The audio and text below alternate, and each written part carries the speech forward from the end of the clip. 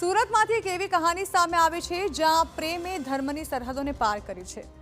મુસ્લિમ યુવતી ફરાહ અને હિન્દુ યુવક મોહિત હિન્દુ વિધિથી લગ્ન કરવા જઈ રહ્યા છે। બંને પરિવારોની સંમતિ સાથે આ જોડીએ સમાજને સમરસતાનો સંદેશ આપ્યો છે। પ્રેમ માટે કોઈ સીમાડા કે ધર્મ નથી હોતો। સુરતના યુગલે આ વાતને સાબિત કર્યું છે।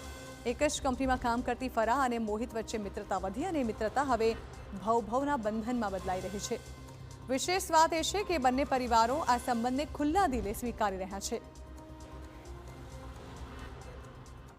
સાથે જોબ કરતા હતા ત્યારથી પ્રેમ સંબંધ થયો અને પછી ઘરમાં વાત કરીને એ રીતે અમારા પછી મેરેજની વાત મેરેજ થી બંનેના ફેમિલી રાજી રાજી છે। હવે કઈ પ્રકારે મેરેજ થવાના છે? હિન્દુ વિધિના હિન્દુ શું કહેશો, તમને શું લાગે છે આ બધાને થઈને એક સારો સંદેશો જઈ શકે છે લોકોને?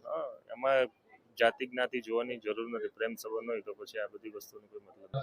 અમારા લગ્ન 14 માર્ચે થવાના છે યશવી ફાઉન્ડેશન દ્વારા, અને અમે એક સાથે જોબ કરતા હતા અને સંપર્કમાં આવ્યા બાદ અમારા પરિવારને જણાવ્યા પછી અને પરિવારની સંમતિ લઈને લગ્ન કરવા જઈ રહ્યા છીએ। બંને પરિવારના જાણ કરી ત્યારે કેવો માહોલ હતો અને કઈ રીતે તૈયાર થયા બંને પરિવાર? અમે બંને પરિવારને મારા મમ્મી જ છે ખાલી, તો મેં મારા મમ્મીને વાત કરી હતી અને એમણે પણ એમના ઘરમાં વાત કરી। ત્યાર પછી બધા બેસીને ભેગા થયા અને નિર્ણય લીધો।